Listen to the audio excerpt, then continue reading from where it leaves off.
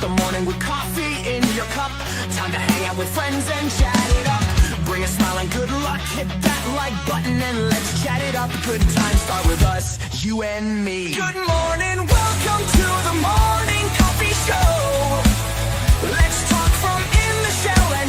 Hello, everybody! Welcome to Super Fast Tortoise. Excuse me, I gotta prepare for pre-release. Prepare. I should turn stuff on, right? Not prepared. I'm kind of backed up because 3, 4, 5, 6, 7, 8. Yeah, I realized my pre-release sleeves are in the wrong sleeves, so I gotta switch a deck out for sleeves. Because I have particular sleeves for pre-release, and we'll talk about that later. What I'm talking about, for sure. But yeah, come on in. Say hello. Hey, Brandon. Happy dang blagged day to you too. So today I want to talk about Tarkir Dragonstorm Prerelease. Got stuff to talk about, got images to upload and share with you. Yes, it's going to be awesome. Are you excited for pre-release? Are you going to pre-release? I want to know. Are you going to pre-release? I even got a fancy new setup for displaying my table and whatnot. There's stuff going on. Stuff. Because I got stuff to show off. Kovacs, what's up, home skillet? Because there's a lot I want to talk about. There's a lot of, well, not just want to talk about. There's a lot I want to bring into the game, bring into discussion. I want to teach you guys stuff, but maybe you'll teach me stuff on the way. I got lots of stuff to talk about, and I got to sleeve a darn deck. This darn deck, chilling, homie. Hell yeah. Ooh, that was a fun box opening you did, Kovacs. Japanese Pokemon. Yeah. I hope you guys are chilling out, being amazing. I've been busy. I got a new mouse. My wife bought me a wireless mouse, which I'm kind of weird on wireless mouses because they all failed me before, but I'm hoping that since it's a newer model, it doesn't do what the other ones did, which is eventually depopulate. But it's a quiet mouse, so you don't hear me click everywhere, right? Because people were saying in the chat before that I'm clicking too much. But I can do this. You didn't hear that click? No. Let's see. Remove. Oh, I'll edit name. Delete overlay. Delete overlay. Delete overlay. Delete. Oh no, let's keep that one there for now. So what I got to do is upload some pictures. But yeah, you guys are awesome. You guys are amazing. Thank you for showing up on this busy streamer event day. While people are streaming Tarkir, I don't get to stream Tarkir like them. I want to talk about pre-release and how to prepare for it, right? There's a lot to prepare for pre-release, right? A lot to have fun with, a lot to go with. I want to break down deck building pretty much.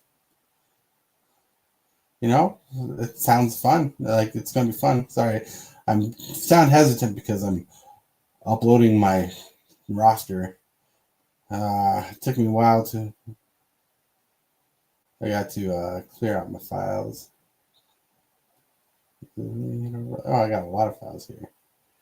I need to delete some files to share. Oh, wow. A lot of pictures I've used before. Yeah. Ooh, all right. 6. All right. We're going to talk about deck synergies today, architect synergies. It's going to be fun. Trust me, there's a lot. I created this all in the span of time I had to do it. All right. And there's a lot to talk about. I mean, a lot. All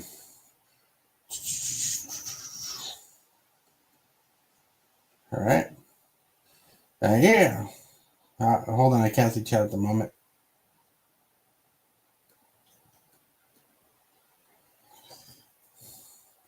Some of the stuff's going to sound like it's on repeat, but they're all different things. There you go. So, my friends, as you guys are rolling in, rolling hype, rolling hype. Yeah, it's going to be awesome. So, first of all, let's talk about the pre-release ways to prepare for it. If you want to save money, bring your own drinks. Bring your non-alcoholic drinks. And, you can have a soda, but have like water or juice, something that ain't sugary filled. It sounds stupid, like I'm talking to a child when I say don't bring a sugary filled drink, but really, when the sugar goes through your system, you can get a crash and your brain starts dysfunctioning. It's not fun, like especially if they're diabetic like me. You want water, you want juice, you want something healthy. Snacks. You want good snacks that don't cause grease on your arms, right? You don't want grease on your arms, grease on your hands. So sometimes like a dry, sometimes it's like if you have like a dry snack, like not candy bars, but like trail bars, like breakfast bars or something, something that's not greasy on the hands. That works well. Skittles, one of my favorite sugary candies to take to pre-release because they don't get on your hands. M&Ms are another sugary candy. Licorice is one of my favorites because they don't stick to your hand. And then if you keep it tempered, like good temperature, it's really good, really solid. I love it. What's up, MTG Gaming Bob? What's up? So having good snacks, healthy snacks. Anything dry doesn't get on your fingers is amazing. Nothing oily, nothing sticky. Low sugar. I know the low sugar thing is gonna get annoying because you're like, I'm not a kid. I don't have to listen to you. But I'm like, low sugar. You want healthy stuff. Like you want natural sugars in your bodies. It helps you think. It actually helps you process a lot better when you have natural foods in your system, natural snacks, natural drinks. That's why juices, water, and healthy snacks are good. Because think about this. If you're going to a sport, like you're going to play soccer, basketball, football, baseball, hockey, whatever, you're not going to want that gunked up sugar stuff in your system till after the game, right? Because you want to have a focused, clear mind. You want to make the best plays, best builds possible. Yeah. It's awesome. Man, like when I go to the pre-release, I'm going to bring this cool Super Fast Tortoise container with me full of water.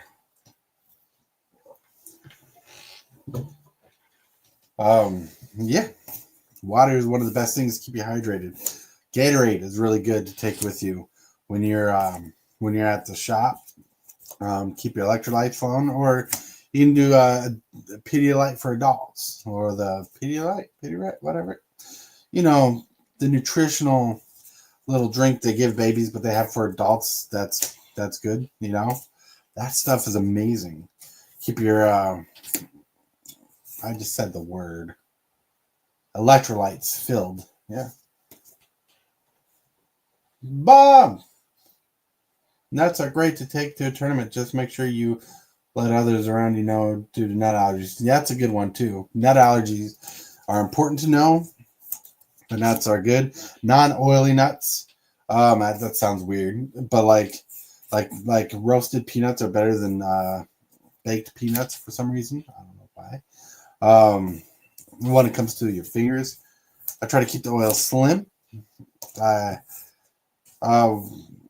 Like a fun snack that's to eat. It's like these little candy bars.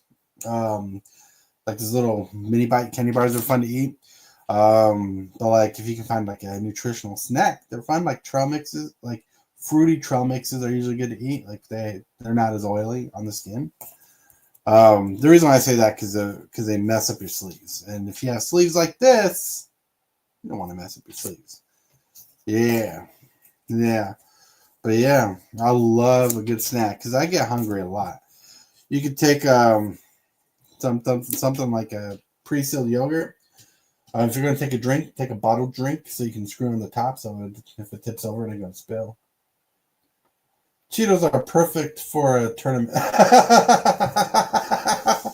Oh, you're funny. You're funny, Game and Bob. Cheetos are perfect for a tournament. Hilarious. Hilarious. All right.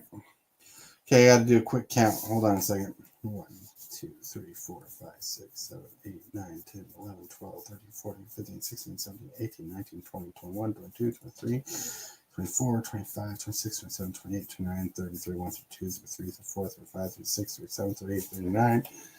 39. That's more than I need, but I want one more.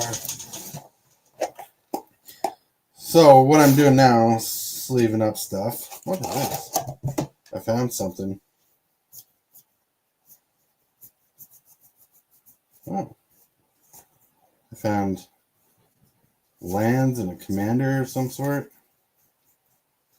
I have no clue.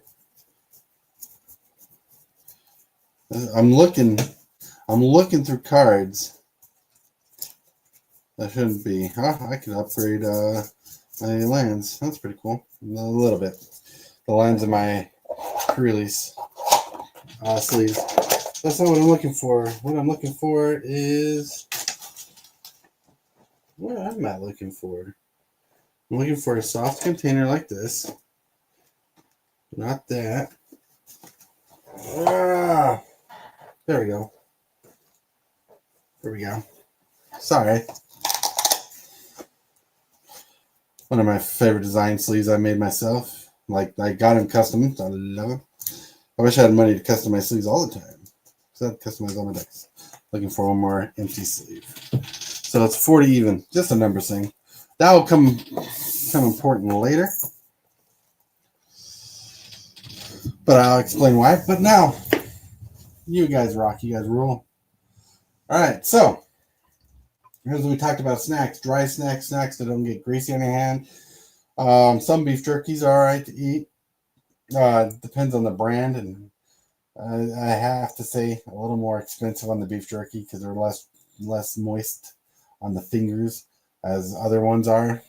Be careful. I don't know why they're moist, but it's like those packets keep them fresh. Yeah, but you know, your goal is to think of other people's. If you have to cut their deck, you know, their sleeves too. You know, but you don't want to ruin your sleeves. No. All right, now let's get to deck building. Right, deck building. I'll walk you through the basics. Basics of deck building. You probably heard this before. Just bear with me. If you've heard, it's going to be a wild ride. All right, so the BREAD acronym, right? BREAD. I hope I spelled that right. I'm pretty sure I did. BREAD acronym stands for bombs, removal, evasion, aggro, and draw and ramp and mana fixing. D's for draw cards, mana ramp, and fixing. It's a little complicated. People usually use D for duds, but you're not going to put duds in your deck, so you want something efficient. Barbecue ribs are a great snack. That's right. But seriously, energy bars are a staple for me at tournaments, and I believe that, and I agree with that 100%. Game of Bob, you rock. All right, but bread, bombs, big beefy creatures, and win conditions. Bombs are the things you kind of have at the end of your mana curve to win you a game. With in the limited, like sealed, what you'll be playing. Sealed's going to be awesome. Sealed's usually won by creatures like 80% of the time, varying on the deck. Sometimes mill's a strategy. Sometimes there's like a secret little strategy you find in sets, and very specific archetypes. But most archetypes are won by creatures. Bombs depend on what you're building. Like if you're building Teamer, big beefy creatures are your bombs. If you're building Mardu, you're going wide strategy, and going wide is kind of your bomb. So you think about the archetype you're in.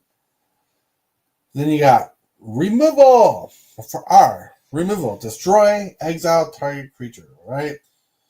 Destroy, exile target creature. You want to destroy creatures, you want to exile target creatures, you want to exile planeswalkers. Sometimes you have enchantment removal. Enchantment removal is usually not as banger in limited, but you always have a sideboard. You want to keep that in mind. Bounce spells in blue are removal spells. Counter spells are removal spells, right? You can bounce a creature to your hand.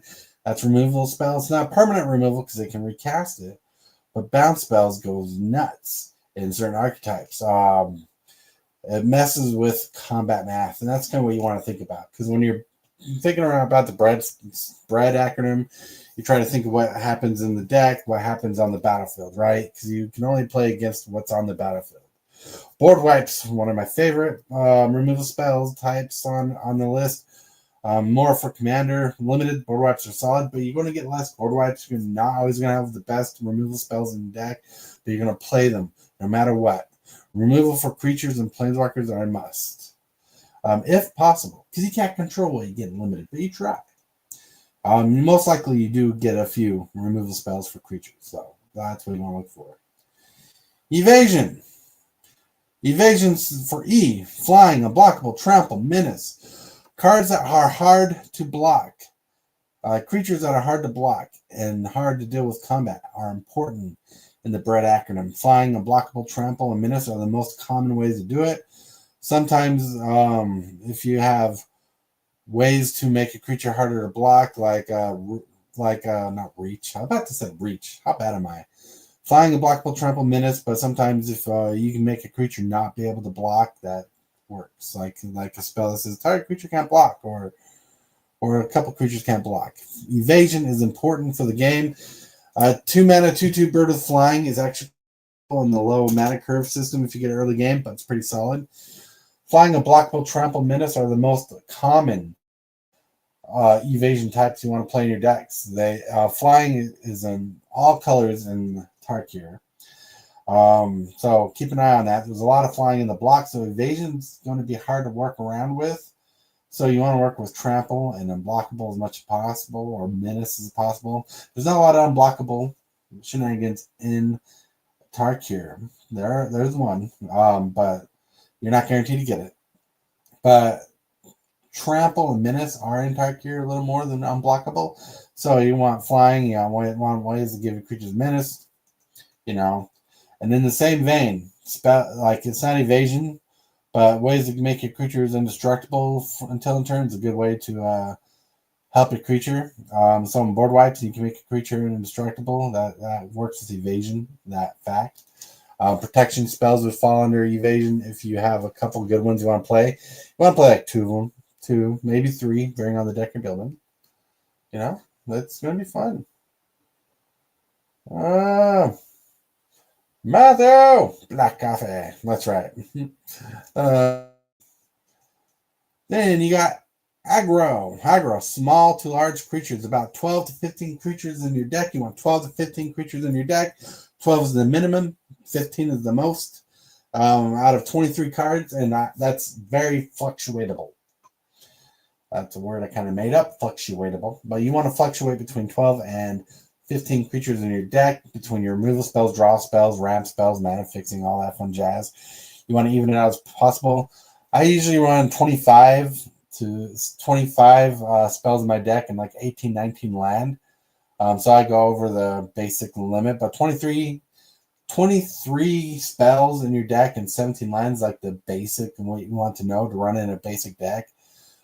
25, 19, 18, 19 lands is what I run in most decks, but that depends on the deck. Limited is won by creatures 80% of the time. Remember that. Aggro is the ability to attack, but you want to think of your blockers. You got to be combat savvy to be with your aggro, which is pretty solid, but we'll get more into that later. Then you got bread. Draw, mana fixing ramp is for D. Draw, mana fixing ramp is a must. If you have a way to draw a card, put it in your deck. If you need to splash a 3rd color, sometimes a 4th color, but if not, you don't want to splash a 4th color if possible. But if you can get colorless draw or top deck control, that's pretty good. Mana mana fixing ramp spells, or if you can get the lands for your deck, put them in your deck. If you can get the lands in your deck, splashing a color is not always bad. Just know how to splash. Don't oversplash. Oversplash is putting too many cards of a color you're not running. I'm not trying to run too much up. Mana fixing, you want to think of the spells that are in your deck, right? Yeah, Tarkir, you're going to be running 3-color decks. Sometimes you're going to splash a 4th color. That's like 1 or 2 cards, right? 1 or 2 cards in Tarkir. So think smart about that. Usually when you splash for a bomb or a good draw mana spell. I feel like flying isn't enough evasion when the set is all about flyers. Yeah, we talked about that, Matthew. Yep, you're going to care more about trample and menace in the set. Flying is going to be all about it. Yep. Then we go from the bread acronym to deck synergy. Deck synergy is putting a focus on card draw, mana fixing, removal, graveyard recursion. Graveyard recursion is not about, or not on the bread acronym, because it's kind of like the bread acronym is not about graveyard recursion, but graveyard recursion is about as good as draw in the limited, my friends. It is about as solid as you can get as you think about it, right? Graveyard recursion, to bring a card back from your graveyard to your hand, or get a card from a graveyard to the battlefield, or get a card from the graveyard and shuffle back in your library. That can work. Being able to have access to more cards like if you can. As solid, you want about 2 or 3 cards in your deck, but 2 usually is really solid in your deck if you can get 2 graveyard recursions. Removal, you want to run about 5 removal spells if possible in your deck. I'm dumb enough to run 6 or 7 if I can. The real thing you want in limited is your card draw, ways to card draw. You want spells that draw cards or combat centric draw cards, like those cards that say when you do combat damage to a player, draw a card. If you can get that in your deck, put it in your deck. Any way to draw is number 1. You think mana fixing would be number 1, but mana fixing is actually number 2. There's a lot of mana fixing in the set. I think every pack is guaranteed a gain life land, and you're going to put those in your deck as much as possible to fix your mana as much as possible. There's a lot of draw in blue in this set, a lot of draw in black, and a lot of draw in green. That's kind of hidden, but you're going to want to run in Tarkir. You're going to run with card draw as much as possible. You want 4 to 5 card draw effects in your deck, but if you can, fit them into your theme. Fit these abilities into your theme as much as possible. Graveyard recursion is really good. We'll get a little more into that later. But I hope you're enjoying the set. Then theme synergy, deck archetype, following a color's keyword mechanic. Endure for Abzan, Flurry for Jeskai, Renew for Sultai, Mobilize for Mardu, Harmonize for Teamer. I spelled Teamer wrong. It's Teener apparently, but Teamer.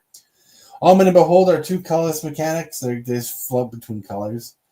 When you study the set, right? Study the set for mechanics, kind of know what colors work together. Like Endure and Mardu work together. White, green, black, red, white, green, black, and white, red, black work on a token synergy.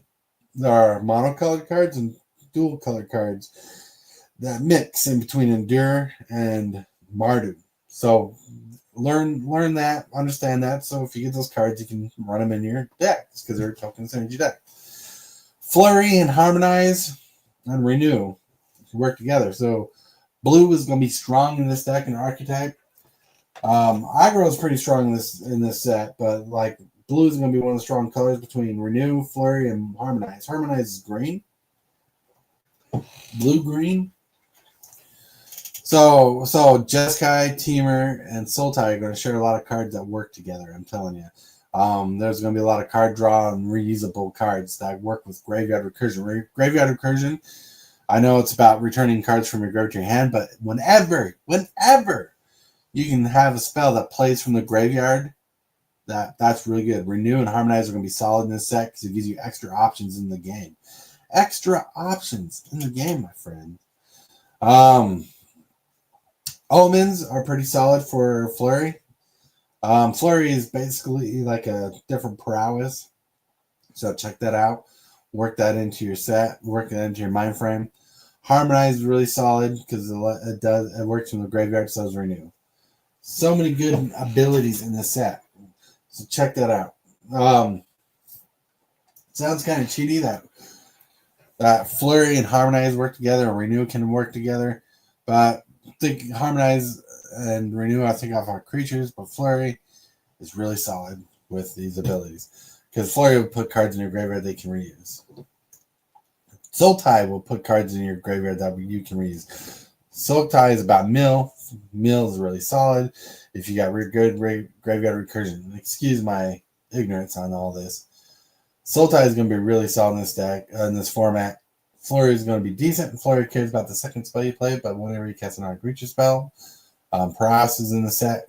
Take care of that. Prowess, Harmonize, Renew are good, but Omens are strong with the Jeskai thing. But anyways, deck building, right? Mana curve. Here is a list of your mana curve. All right. I have to have this designed in a way so I can explain it. Mana curve. You got 1 drops, 2 drops, 3 drops, 4 drops, 5 drops, 6 drops, 7 drops, and 8 drops. Those are your mana costs, your mana values. Your 2, 3, and 4 mana values is where you're going to fight to stay in. You want most of your cards to be in 2, 3, and 4 mana drops as much as possible. That's where you want some of your card drawing, mana ramp, mana fixing stuff so you can get to your later game cards. Right? As I know from a lot of experience, getting your 1-drops are going to be hard. You're not going to have 1-drops all the time. You're not going to have turn 1 plays all the time and limited. It's going to be really rough. 2, 3, and 4 drops is the way we want to put focus on the most, as much as possible. 3 and 4 is your aggro area for creatures and whatnot. 5 is where your bombs are going to lie. If you're playing an 8-cost spell, God rest your soul, that's a lot of mana. Let's hope we can get there. But it's possible. And you're running 23 card decks with 17 land at average. Like I said, I run 25 with 18 or 19 lands based on the color. Since I'm running 3 colors in a deck, I'm probably going to run 19. Here's kind of a graph that's visually here to show you how you want your mana curve to look as much as possible. You're going to have a couple 1-drops, but you're going to focus on your 2 and 3s as much as possible. Then you're going to start seeing a smaller slope from your 4, 5, 6, 7, 8. You want to be able to have plays for 2 and 3 as much as possible for turn 2 plays, turn 3 plays. Turn 4s are pretty good. Turn 5s is like probably going to look a little thicker than normal, like what is shown on screen, but you kind of want that going there. Because 5 and 6 should be about average.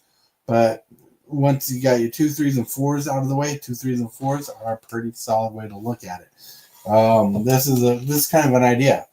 The reason why I have them blocked up like this is imagine you try and fix your deck and you're looking at your mana curve on the table. You set your cards by converted mana cost 1 through 8 or 1 through 7, however big the highest drop you have, and you see how many cards you have in your slot. In like those slots, like how many 1-drops, 2 drops, 3 drops do you have? How many 4, 5, 6 drops do you have individually?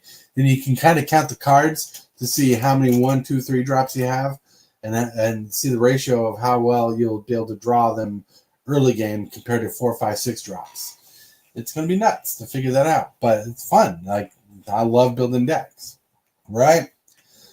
This is really solid advice. I'm telling you. All right. Tempo.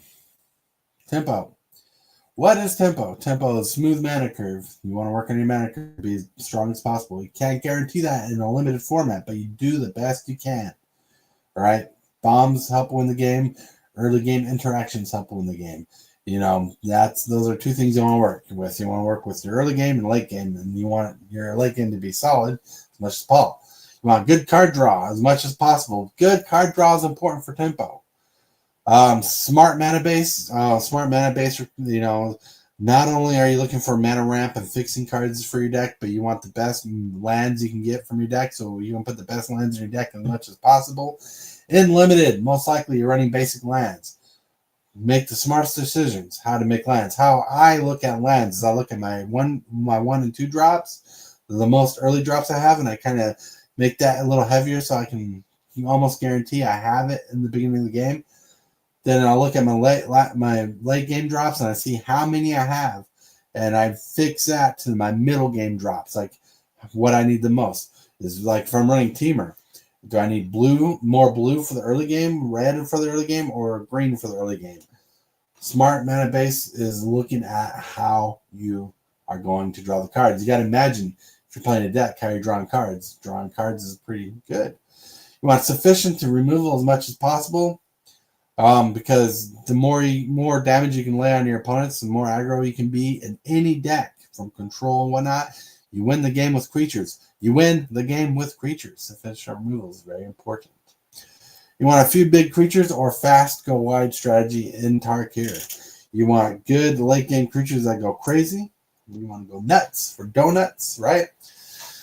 Like, trust me, there's going to be some aggro builds in this deck. If anybody goes abs and can splash in a color from Mardu, they're going to go crazy with this set.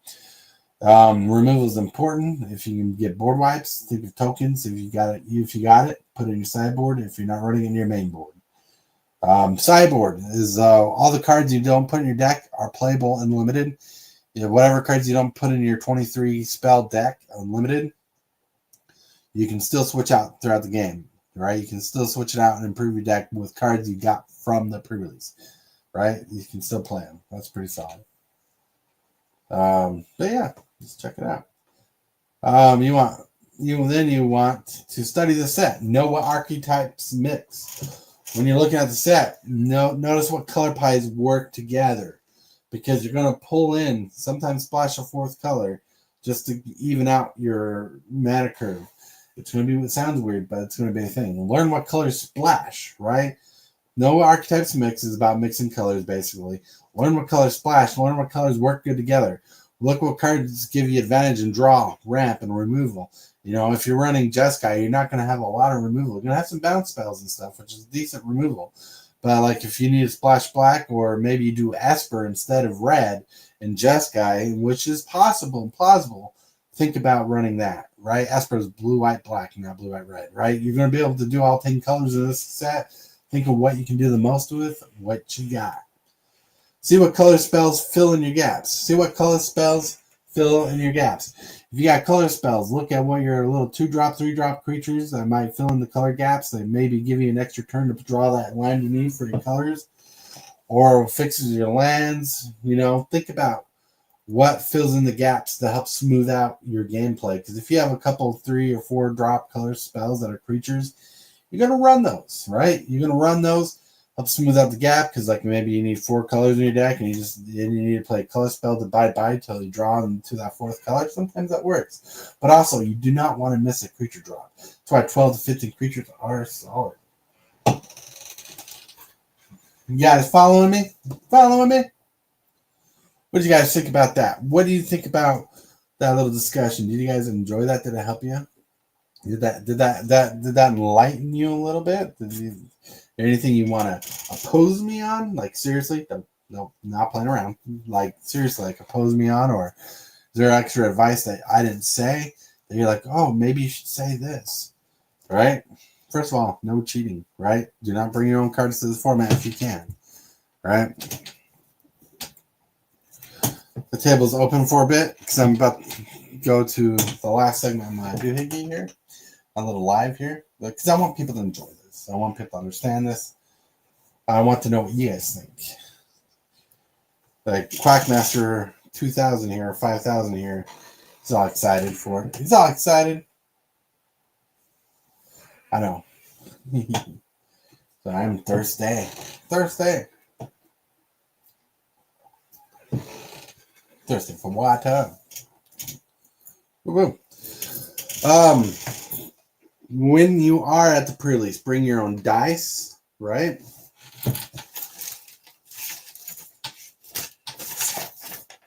Let's see if I can find it.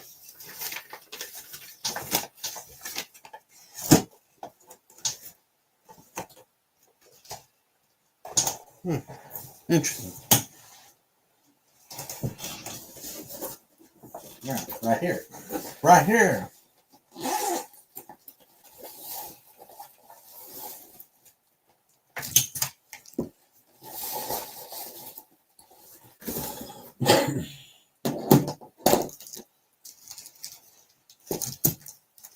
So when you're at the pre-release,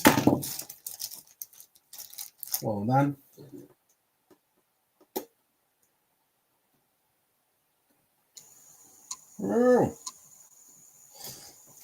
Just ignore this for a second.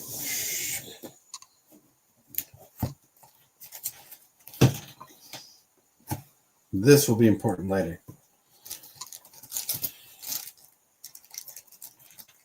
See these? These are not dice. But these are counters. +1 counters for a game. So bring your dice for +1 counters or have +1 counters when you go. It's good to be ready. More ready than the opponents, right? +1 counters. Let me show you what these do.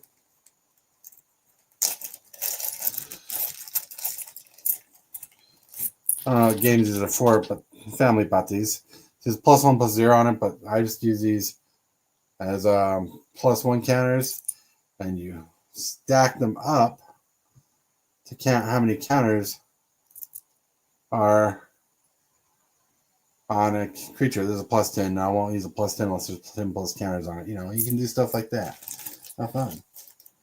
You know, it's good to be prepared. Be prepared for your own games. Now, not everybody has these counters, but dice will work. Bring your own dice, right? And I'm trying to look for my dice, which I don't know where they are, which is ironic. Right. Bring your own dice, right? If you don't know how to bring your own dice, bring your own dice. Dice are important. You know, you're going to keep track of your life. You can bring a notepad to keep track of your life, right? But what I do, what I do in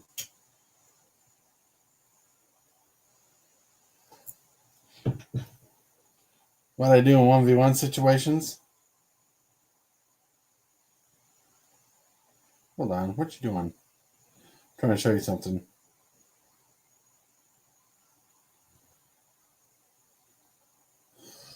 Is I have an app that keeps track of life, right? So I bring this to the game. We're on the same level. You know, have an app on your phone if you want to. Bring a dice pad if you want to. You know, have a good time. Right? Most people prefer the writing method, writing life totals down. It's good for you. Then, my friends, if you can, bring your own tokens, like these remarkable tokens. These are sittable black dry erase MTG tokens. You know, this is not a dry erase pen. This, oh, that's a dry erase pen. You can draw it right on your cards. These are vis-a-vis. These are a little stronger. These don't use dry erase. Vis-a-vis, you know, right on your tokens, right? Say someone gives you a 1/1 goblin. You can type in 1/1 and write sloppily goblin. It's a bad goblin token, but it's a goblin token. People know what that is. Right? Pretty solid. Then, if you want to make things efficient, these are my sleeves, my customized sleeves, right? But you don't have to have customized sleeves. But in these sleeves, you have 12 basic lands of each color. 12 basic swamps, 12 basic forests, 12 basic mountains, 12 basic islands, and 12 basic plains, right? All there. These are preset ready to go. They're preset ready to go. So I do not have to leave my table when I build my pre-release deck, because like the game store usually has a land station you can pull lands from. There's usually a line there. You have to waste time because you're timed when you build your decks.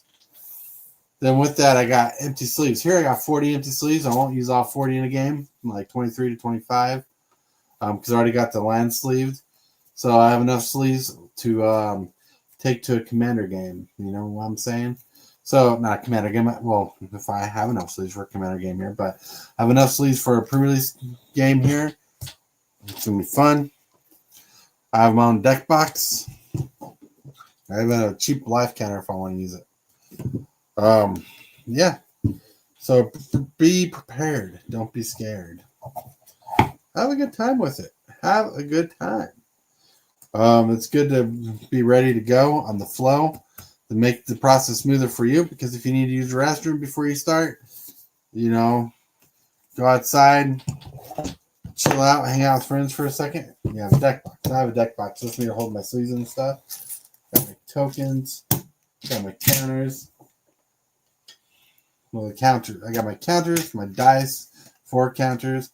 I have my blank sleeves, if possible. If possible. These are things I'm going to take to pre-release myself. This is the first pre-release I get to go to in a while. Yeah. But I loved Limited. I love playing Limited. Yeah, you guys enjoying it? You guys enjoying the show?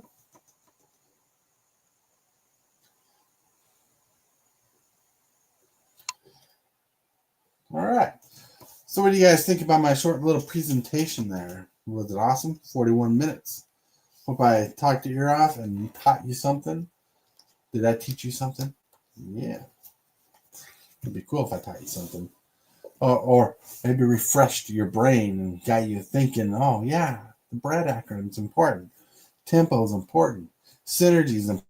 There's a difference between deck synergy. There's a difference between archetype synergy, but they all work together. Archetype synergies. That's right. Did I mess you up? Did I mess your brain up? I'm curious to know what you are thinking. Yeah. I want to know if you enjoyed the information.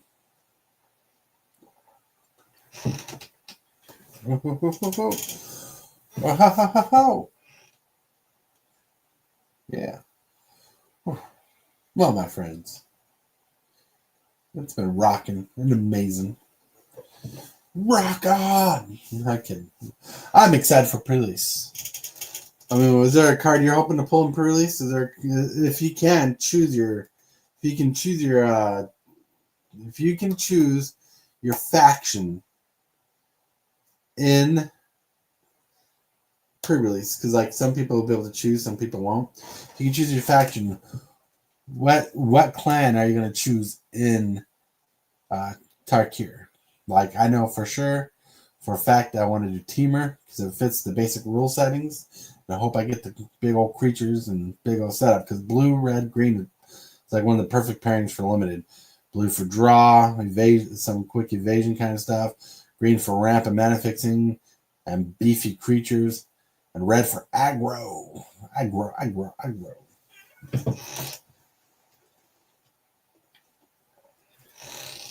Just gonna love it. Oh, well, my friends, it's awesome. Let me know down in the comments what faction you want to play. Yeah, if you answer that, it'll let me know that you watched the whole video. Whoop, whoop. But my friends, with that, I want to thank you guys for joining me on this little adventure here. I want to thank you for being here today and being awesome. And you guys rock. You guys rule. With that, my friends, have a wonderful evening.